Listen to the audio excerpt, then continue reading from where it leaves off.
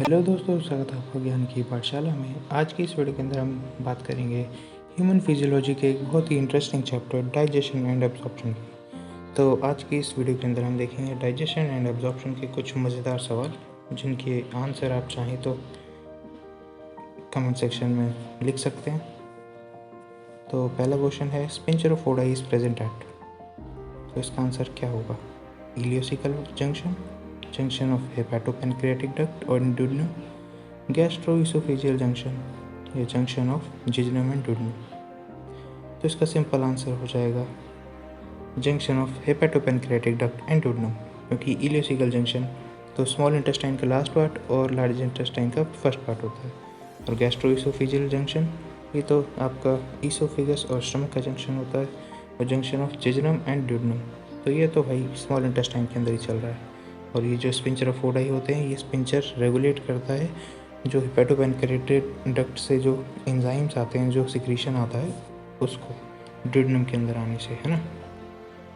इसका ये रहा, चाहो तो पढ़ भी सकते हो। सेकेंड क्वेश्चन है, identify the correct statement with reference to human digestive system. First option, serosa is the innermost layer of the alimentary canal. Second, ileum is a highly coiled part. Third है, vermiform appendix arises from duodenum. Fourth है, ileum opens into small intestine. तो इसका सही answer क्या होगा? तो देखो भाई, पहला अगर देखें, serosa is the innermost layer of the alimentary canal, तो ये गलत है। सिरोसा आउटर मोस्ट होता है, सबसे बाहर सिरोसा, उसके अंदर मस्कुलैरिस, उसके अंदर सब म्यूकोसा, फिर आता है म्यूकोसा। और अगर अंदर से बाहर देखें तो म्यूकोसा, सब म्यूकोसा, मस्कुलैरिस और सिरोसा। फिर है, ilium is a highly coiled part. तो हाँ, ये बात तो सही है। फिर है, vermiform appendix arises from duodenum। तो ये गलत हो गया भाई। वर्मीफॉर्म अपेंडिक्स कहाँ से होता है? स्मॉल इंटेस्टाइन का लास्ट पार्ट और लार्ज इंटेस्टाइन का फर्स्ट पार्ट, जहाँ से शुरू होता है वहाँ से होता है वर्मीफॉर्म अपेंडिक्स।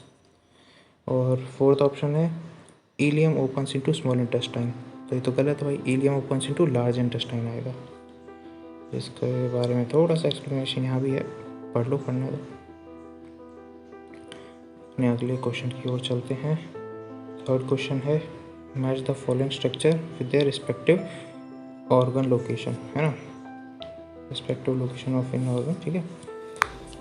तो क्रिप्ट्स ऑफ लिवरकून, तो क्रिप्ट्स ऑफ लिवरकून, क्रिप्ट्स कहाँ पे होते हैं? क्रिप्ट्स का मतलब है जो चीज़ ढकी हुई हो। अब ये क्रिप्ट्स ऑफ लिवरकून कहाँ होते हैं? स्मॉल इंटेस्टाइन के अंदर। स्मॉल इंटेस्टाइन की जो विलाइज होती है, उन विलाइज के बीच में जो गैप होता है, वहाँ पे होते हैं क्रिप्ट्स ऑफ लिवरकून। वहाँ से कुछ ना कुछ सिक्रेशन ये रिलीज़ करते रहते हैं। फिर है ग्लिसन्स कैप्सूल, तो ग्लिसन्स कैप्सूल किस चीज़ को कवर करती है? लीवर को। फिर है आइलेट्स ऑफ लैंगरहैंस, तो ये है हमारा पेनक्रिया का। पेनक्रिया में क्या, पेनक्रिया क्या है? एक हेटेरोक्राइन ग्लैंड है। हेटेरोक्राइन का मतलब क्या होता है? जिसके अंदर एंडोक्राइन और एक्सोक्राइन दोनों होते हैं। तो पेनक्रिया का एक्सोक्राइन मतलब जो कि एंजाइम से रिलीज करता है, वो उसका 98 to 99% एरिया कवर करता है। बाकी जो 1 to 2% है, उसके अंदर होते हैं आइलेट्स ऑफ लैंगरहैंस, जो कि उसका एंडोक्राइन वाला पार्ट है, जो कि हार्मोन्स रिलीज़ करते हैं। याद है हार्मोन्स पेनक्रिया के, जो कि हमारे इंसुलिन थे, ग्लाइकोजन थे, ग्लूकागोन, सॉरी। फिर है ब्रूनर्स ग्लैंड, तो ब्रूनर्स ग्लैंड का एक एक्सेप्शन वाला पार्ट भी है।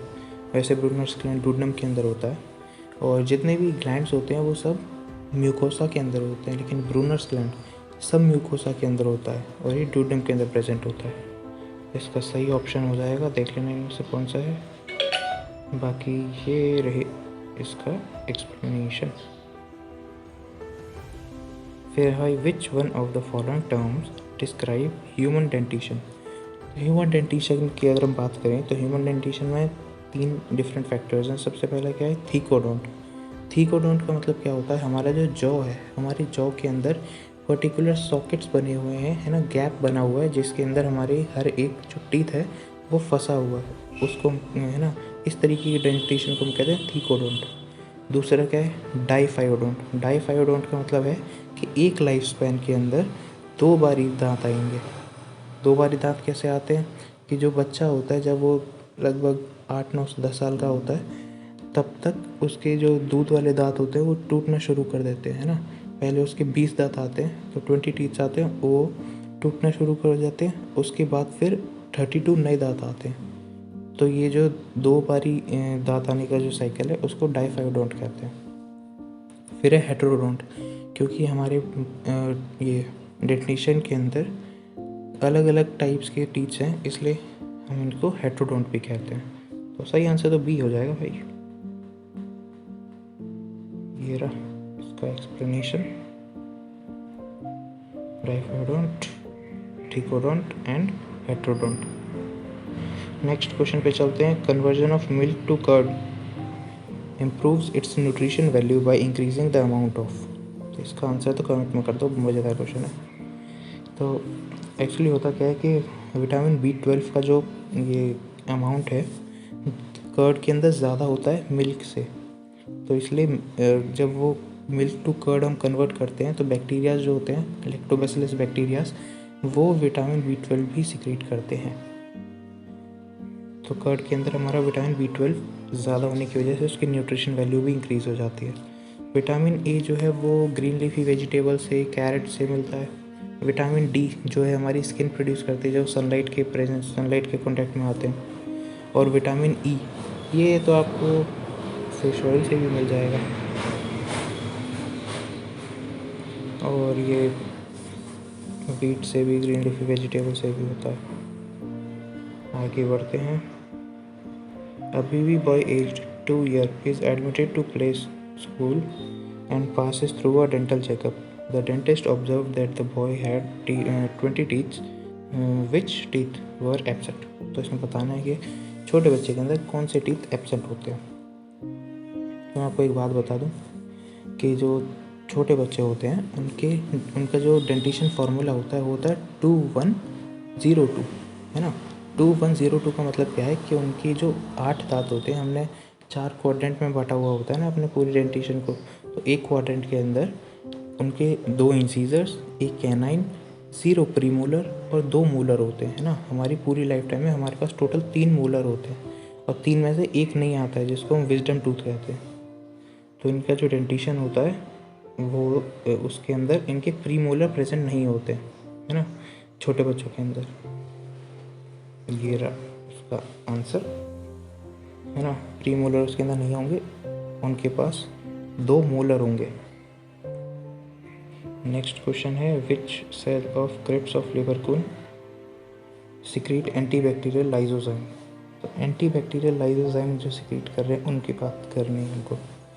तो इसके अंदर अर्जेंटाफिन सेल्स है, ये क्या सिक्रीट करते हैं, ये हार्मोन सिक्रीट करते हैं। फिर जाइमोजेन सेल्स हैं, ये क्या सिक्रीट करेंगे, एंजाइम्स। फिर कुफर सेल्स, तो जो कुफर सेल्स होते हैं ये प्रेजेंट होते हैं लीवर के अंदर, और ये क्या काम करते हैं, फैगोसाइटोसिस का। और क्रिप्स ऑफ लिवरकून की बात करी गई, तो क्रिप्स ऑफ लिवरकून तो कहाँ होता है, स्मॉल इंटेस्टाइन के अंदर। डी वाला आ नहीं सकता, सी और ए भी नहीं आ सकते। इसका आंसर है पेनेज सेल, जो कि एंटीबैक्टीरियल लाइसोजाइम सिक्रीट करते हैं। ये रहा इसका आंसर, मुझे इसे देखो। और ये कुफर सेल के बारे में भी है।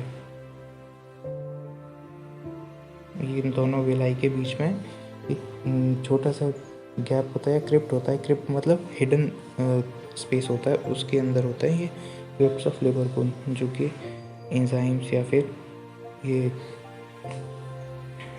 हार्मोन्स वगैरह सिक्रीट कर देते हैं। फिर है hepatic portal vein drains blood to liver from.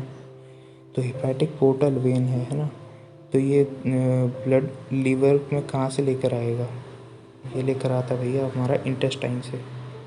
Intestine से ब्लड हार्ट में जाने की वजह डायरेक्ट चला जाता है लीवर के पास, क्योंकि जितने भी हमने फूड प्रोडक्ट्स या फिर जो भी कुछ खाया होता है उसके अंदर जितना भी न्यूट्रिशन होता है, जितने भी हमारे पास इम्पोर्टेंट जो ये जितने भी हमारे पास प्रोटीन्स, कार्बोहाइड्रेट, है ना, लिपिड्स, फैट्स, ये सब जो आते हैं, उन सारी चीज़ों को एसिमिलेट करने का काम लीवर के अंदर होता है। और जहाँ जहाँ भी जाना होता है फिर वो इन सारी चीज़ों को ब्लड में डाल के वहाँ भेज देता है।